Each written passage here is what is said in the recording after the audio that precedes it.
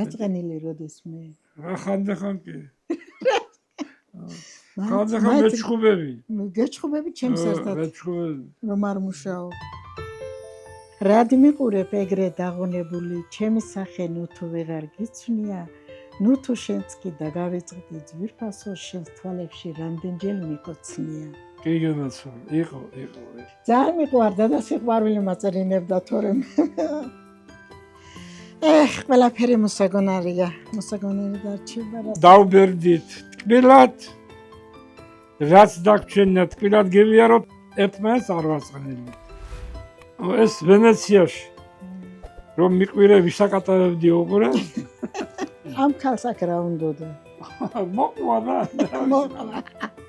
ძველი მეზღვაურები, ახალბედა მეზღვაურებს შეკრებდნენ, გავიყვანდნენ პასუხაზე როგორც ჯარისკაცებს, ხო და ჩატარდებოდა ნაცვლობა როგორ? ბრეზენტის ტრუბა იყო დიდი, გამოვლებული მაზუთში. სულ მაზუთი იყო, იმაში გაძრებოდი, გამოხვიდოდი მეორე მხარეს, ბეჭებს დაგარტყამდნენ, გადაგდებდნენ ბაზარში. მე არის აგერ დიპლომი, კაპიტანი, ვინც იყო ის აზარსხეს.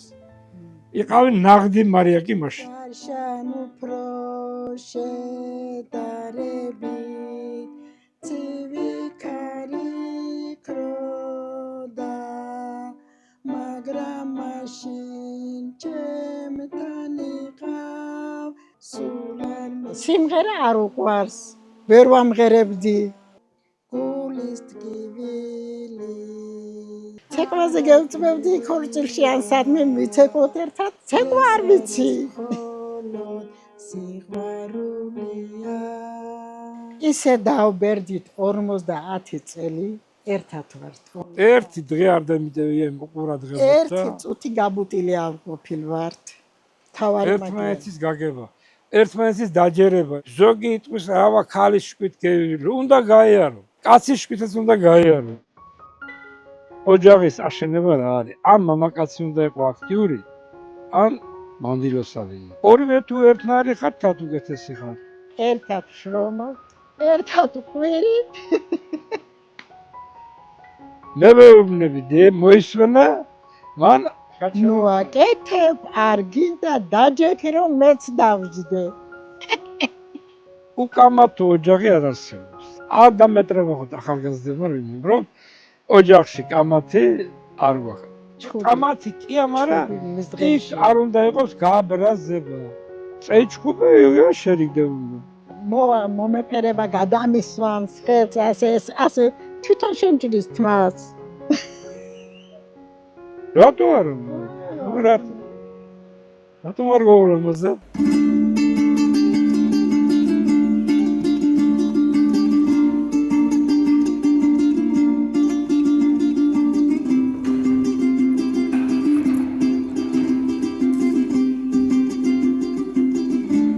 როცა მეუბნებია რამდენი წლის ხარ და მეუბნები 74-ის არ ჯერავთ.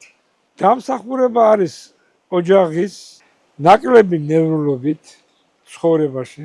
და მეტი სიხარული როცა გაქვს, ყველაფერი არის რიგზე.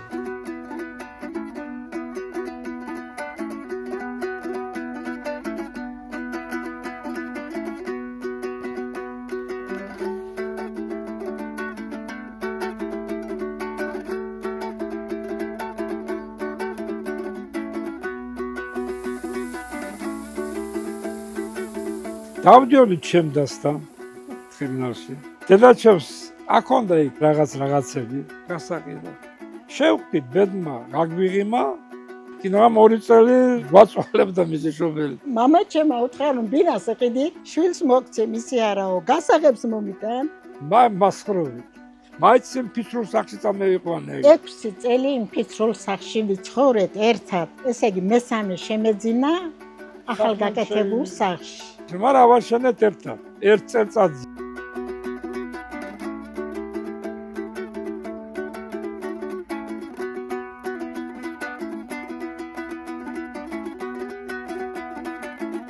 $1950 წელს წავედით აქედან ცხოვრობდი მახოში. მახოდან გადავედით ქობულეთში, სოფელი ბობოყვათი. არც იქ გაუმართლა მამაჩემს ცხოვრება, ამოვედით უკან ახლა 1956 წელს. მემრე აქედან 60 წელში წავედით ქვევით ახალ სოფელში. იქ ავაგეთ კაპიტალური სახლი, შენობა, ყველაფერი, ბაღი, სახლი, ქონება, მაგრამ დადგა დრო უკანა მოვედი აქით. დანგრევის პირას იყო ეს სახლი. 25 წლის განმავლობაში 5 არასრულა სახლიდან იყო მიტოვებული. მეუღლესთან ჩვენ პატარა ბიზნესი გქონდა, არ იყო მაგის დრო ამოსულიყავდა. სახლი დაგვდე ჩვენ აქ ფაქტურად დანგრეული. სახურავი დამპალი, პოლი, თავანი დამპალი, ფანჯრები განადგურებული, აღსადგენი იყო ყველაფერი, დანაზოგი გქონდა ცოტა. ხო და ჩავდევით ამ სახლში. ეს ამას არ გამოუცვლია ამ წინა მხარეს. ეს ასე იქნება და ის იქ ქვედა მხარე დამპალი იყო უკვე ჩამოჩიჩდა. ბეტონი იყო თუ არმატურის მოტანაში თუ რამე, აი მოხელეს ყველაფერი შეხმარებული. მე უფრო პასიურობდი. იქით ამ მხარეს სულ ქვა იყო. ის ქვები რომ ვერ ავიღებდი ხელში, ასე გადმოაგორებდი და გორვით გადმოვიტანდი და ისე შევავსეთ ეს.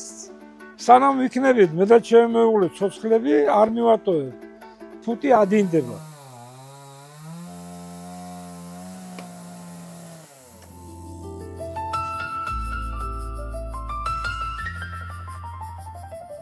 თქო რომ დამირეკეთ იმ საღამოს აზრად მომევიდა დამეწერა უცებ ლექსი სოფელზე. ნახევარ საათში დავწერე. ქედამ გვიხმო კოლოტაურს, სოფელიც კი გვიღებს კარებს, ჩვენი მოსვლა მთელ აქაურს, ვიცით ყველას რომ ახარებს. მიტოვებულ სახლკარიდან ბუხარს კვამლი აედინა, ხოხნის ხევის ნიავს სუნთქავ, ტკბილად ძლივს ხა ჩამეძინა.